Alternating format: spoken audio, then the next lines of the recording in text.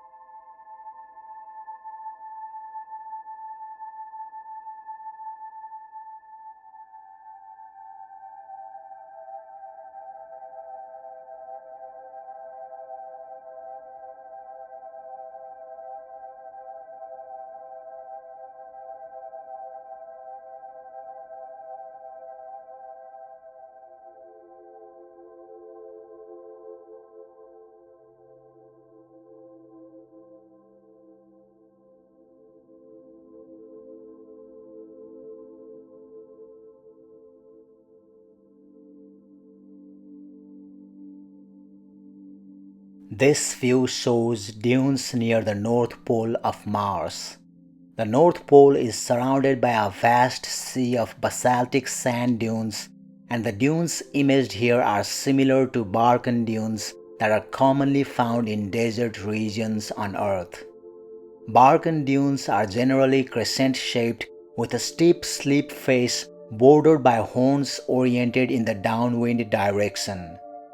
Barcan dunes form by winds blowing mainly in one direction and thus are good indicators of the dominant wind direction when the dunes formed.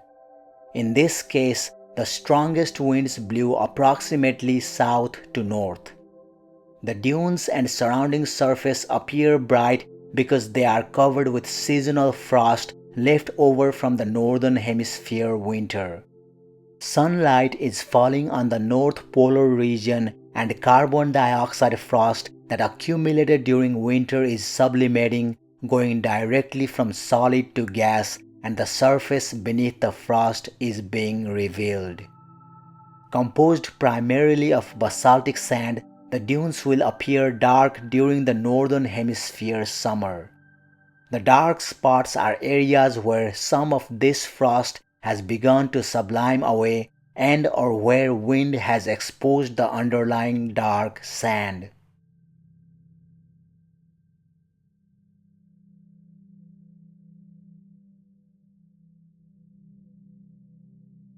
The foreground of this scene shows purple-hued rocks near Lower Mount Sharp.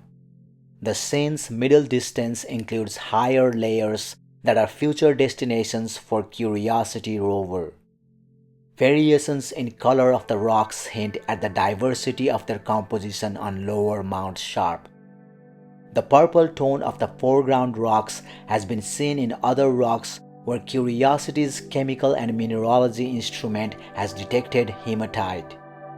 Winds and wind-blown sand in this part of Curiosity's traverse and in this season tend to keep rocks relatively free of dust, which otherwise can cloak rocks' color. The view spans about 15 compass degrees with the left edge toward southeast. The orange-looking rocks just above the purplish foreground ones are in the upper portion of the Murray Formation, which is the basal section of Mount Sharp extending up to a ridge-forming layer called the hematite unit. Beyond that is the clay unit, which is relatively flat and hard to see from this viewpoint. The next rounded hills are the sulfate unit, Curiosity's highest planned destination. The most distant slopes in the scene are higher levels of Mount Sharp, beyond where Curiosity will drive in the future.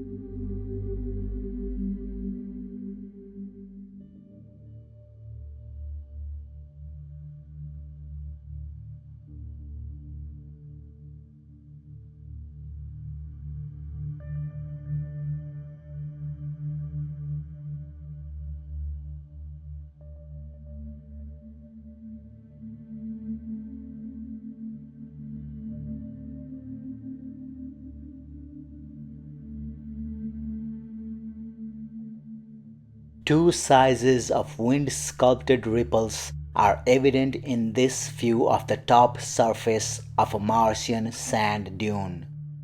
The larger ripples have distinctive sinuous crest lines compared to the smaller ripples.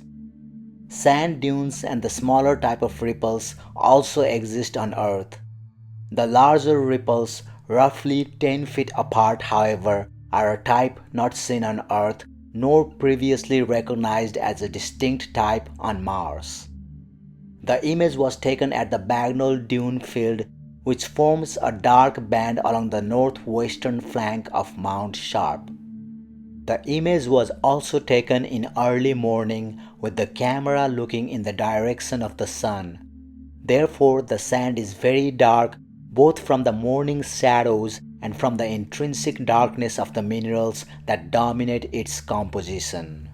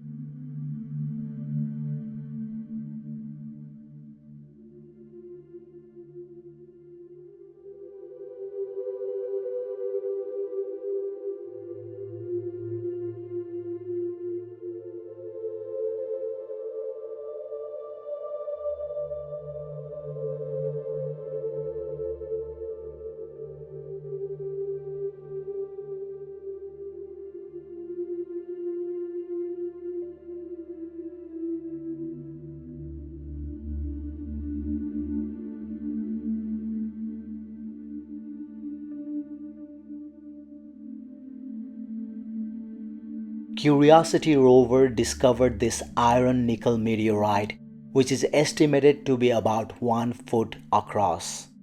It's one of several meteorites Curiosity has seen while exploring Mars. Some of these were ejected in the past during an impact event and traveled across interplanetary space before landing on our planet. Currently, there are 3 known groups of Martian meteorites: Shergottites, Nachlites, and Chassignites. They were grouped as such due to their elemental and isotopic compositions, which are similar to rocks and atmospheric gases on Mars, measured by orbiting spacecraft, surface landers, as well as rovers like Curiosity. The most famous ungrouped meteorite would be Allen Hills 84001, which was found in Antarctica on December 27, 1984, as it boasts a different rock type from other Martian meteorites. More specifically, it's an orthopyroxenite or an igneous rock mainly composed of orthopyroxene.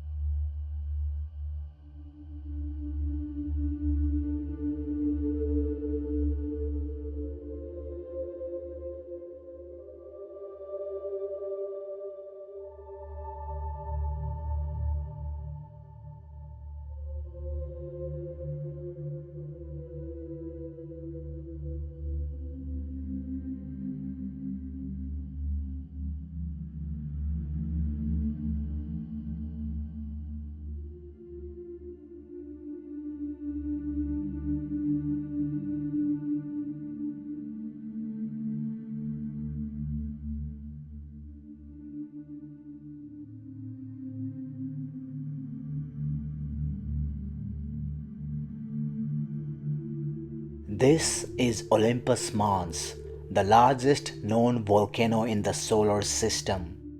It is 16.7 miles high, over 372 miles at the base, and is surrounded by a well-defined scarp that is up to 3.7 miles high. Lava flows drape over the scarp in places, and much of the plains surrounding the volcano are covered by the ridged and grooved aureole of Olympus Mons. The origin of the aureole is controversial, but may be related to gravity sliding off the flanks of an ancestral volcano. The summit caldera, that is the central depression, is almost 1.8 miles deep and 15.5 miles across. It probably formed from recurrent collapse following drainage of magma resulting from flank eruptions.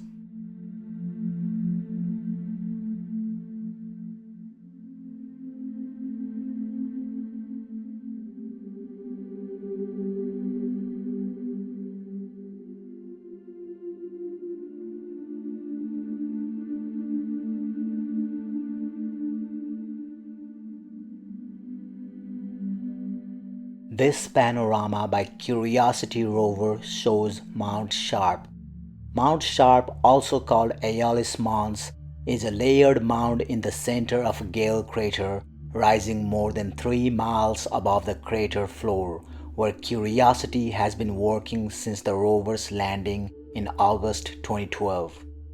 Lower slopes of Mount Sharp are the major destination for the mission, though the rover first spent many weeks around a location called Yellowknife Bay, where it has found evidence of a past environment favorable for microbial life.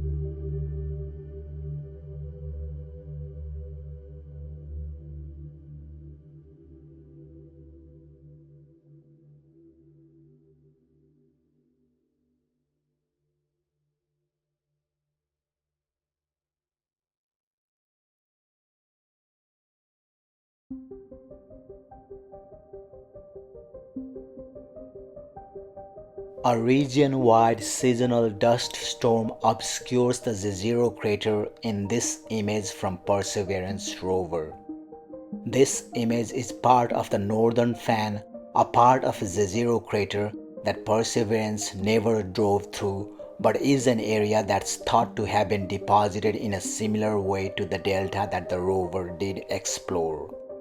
Because it was dust storm season on Mars, the rover science team had been monitoring rising amounts of dust in the atmosphere. As expected, dust activity is typically highest around this time of the Martian year, early spring in the northern hemisphere. The increased dust made views back toward the crater hazier than usual and provided atmospheric scientists with a great opportunity to study the way the dust storms form, develop, and spread around the planet.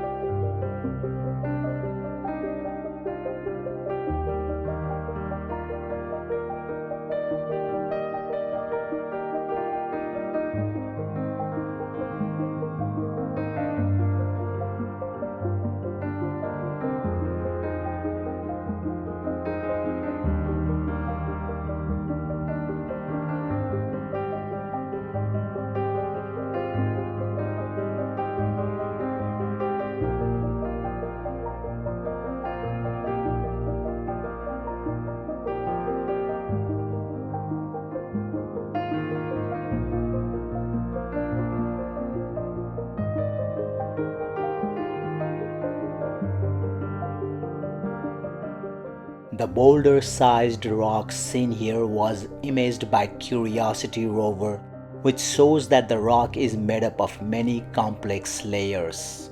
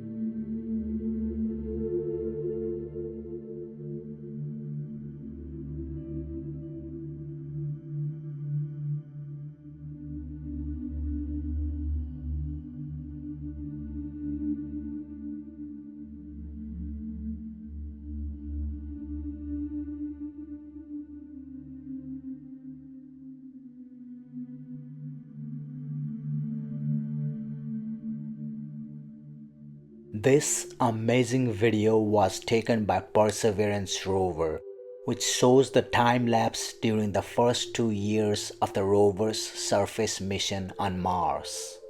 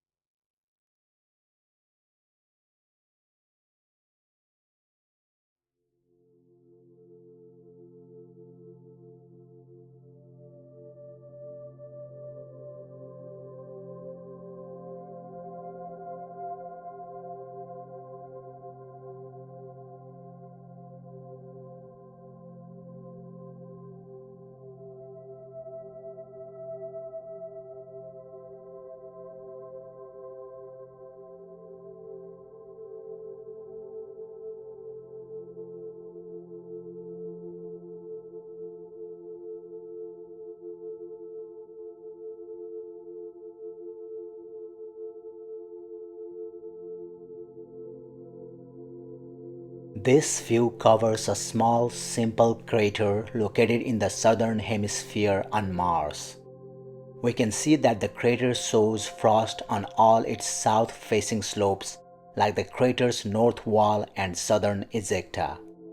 The image was taken in late Martian winter as Mars was heading into spring, and soon all the frost that's present on the south-facing slopes of the crater will be gone, having sublimated and returned to the Martian atmosphere.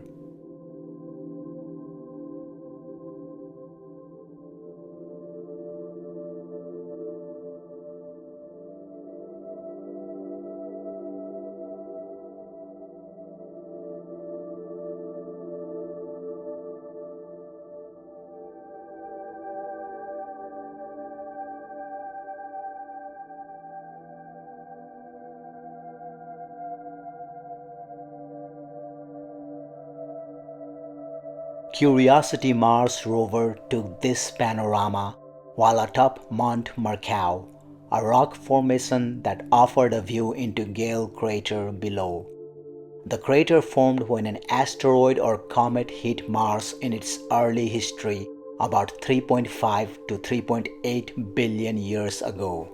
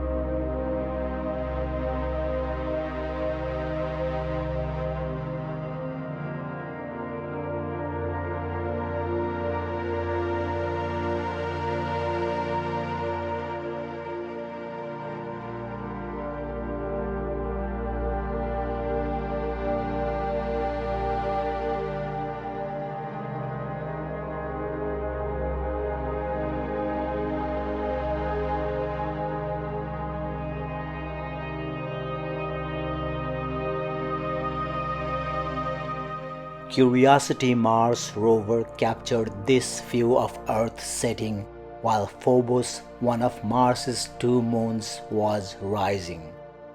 It's the first time an image of the two celestial bodies have been captured together from the surface of Mars.